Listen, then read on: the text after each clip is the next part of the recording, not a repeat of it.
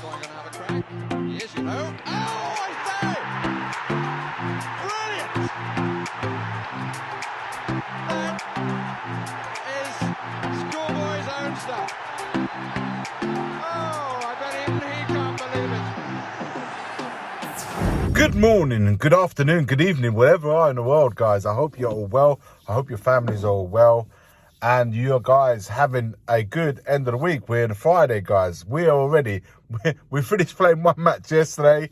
And now we're literally on the verge of playing the next one in, less than 48 hours, 2 days. Sunday, we're kicking off again at 2 o'clock UK time. So we haven't got really that much to think about. Last night's game, all is said and done on yesterday's video, guys. If you missed the post-match video I did, please have a look at it on our channel. Make sure you smash a like, subscribe to the channel if you haven't done so. All of that. But look, let's move on, guys. And the video that I'm gonna call this "The Question Begs," and the question does beg, and we'll get to it just now.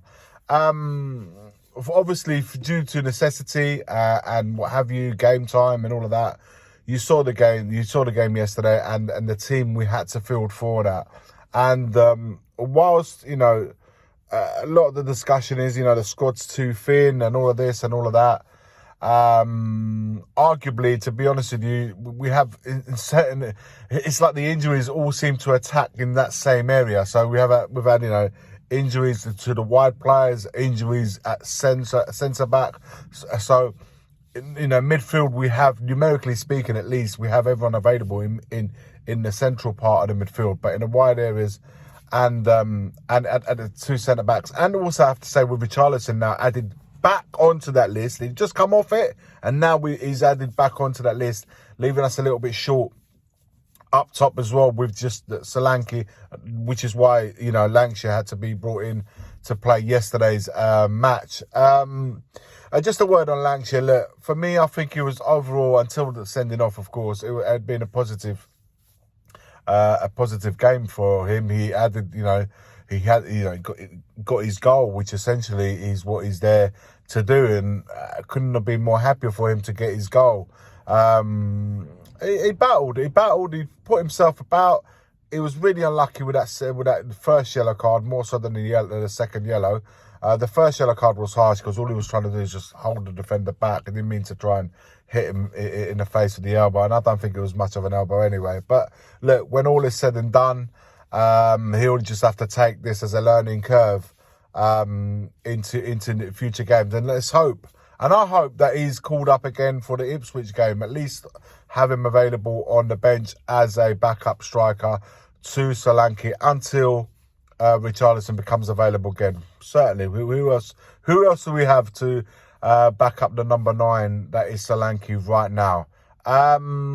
Which leads me to the next thing, the question begs. I was saying, between now, or certainly after the international break, so we're going to play Ipswich, and then we've got the international break, which upon the return, we're going to be playing between the first game of after the post-international break, right up until Christmas, New Year's. We're going to have, 11, 12 games between Premier League and Europa. It's quite a lot of games leading up to that New Year's. So 11, 12 games in 6 weeks, if that? There's quite a few games. And my concern is, if it isn't already, maybe for you, or it certainly is for me right now, is whilst we've been attacked in some areas with injuries, like I said, the wide areas up top and the two at the back, my concern is if we start adding the midfield into that, and then you think to yourself, well, the squad is not thin, but it's getting attacked. It's getting injuries. What I mean by attacks, it's getting injuries in the same sort of areas. What if we get one or two in the centre, we will be running really thin. And I urge Spurs, in my mind, I urge this club to help us out and act in the January transfer market. Yeah, you think, well, we're talking about January now. No, but we need to start thinking about it now. We need to start putting things in place, because if we do what I hope we do, in the sense of we qualify to the next phase of the Europa League, the Premier League, which every week we'll have to battle it out for those European spots, even more so in the second half of the season. If we start, we do Man United, should we knock them out and we go into the next round of that, then it gets really, really interesting in the EFL Cup. Should we beat United? And of course, the FA Cup comes into play in January. So you don't want to find yourself at the most important part of the second half of the season being hit either by injuries or being short in the squad, because this right now has to be a lesson going into Galatasaray guy. And a lot of people saying, I've read a lot of the online Spurs fans saying, we just have to F off this Galatasaray game and start thinking about the Ipswich game. I'm sorry, no. We don't F off European games when you spent all last season trying to qualify to make it into Europe. Otherwise, why are we bothering to make it into Europe, to try and go to the Champions League spots, to try and make Europa spots? Why are we even bothering it if we then, at the most pivotal points or important points of the season, like yesterday, listen, on the table scale, doesn't, losing last night, it doesn't damage us too much in making that qualification. I think we're 1 point behind Galatasaray, who are top of that group. So in terms of that, it doesn't, losing, it's not the end of the world last night. But I don't like this attitude that we're kind of just we don't F off any games, period. I don't care what round, if it's the EFL, FA Cup, I don't want us to ignore important games for me that we have fought very hard to get through. I don't want to get myself in an EFL game and thinking, we got important league games coming up when we knocked out Man City. What was that all for if we don't go to push on to try and go as far in the competition as possible in the EFL Cup, to go as far as in the competition as possible in the Europa Cup? And let's be honest, guys, we're not going to win the league. So why not try and attempt to do something in Europe to try and win a domestic trophy? Go far. Certainly try and go as far as possible.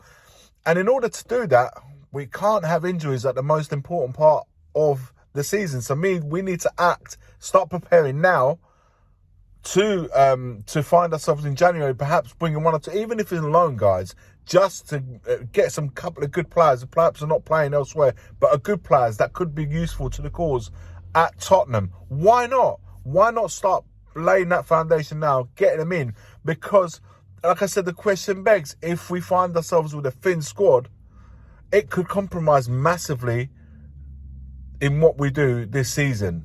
And I don't want to leave anything to chance. I don't want to hear conversations where we say, we need to let that go and focus. No, we don't do that. We don't do that. We shouldn't do that, because we fought really hard to get into Europe. A lot of teams fight every season to make it as high as possible. And those who are trying to qualify to Europe, yes, there's a financial benefit from it, but they should also know, but by qualifying, they should then prepare for the following season for the amount of games that they have. Because last season we had X amount of games, this season we expanded. So it's like any organisation, it's like any business. If you expand and you become bigger, you need to employ more staff to deal with the amount of work that's going to be coming your way. We're the same in the football, is no different. We've got to build and expand our squad with, not just numerically speaking, but bringing academy players, which is nothing wrong with that, bringing a few youngsters in. But don't find yourself a player where you're relying on 12, 13 players and the rest are kind of just youngsters making up the numbers. No, not when you have this amount of games. And for me, that should have been addressed in the summer. No two ways about that. However, now we are seeing why. We're seeing why.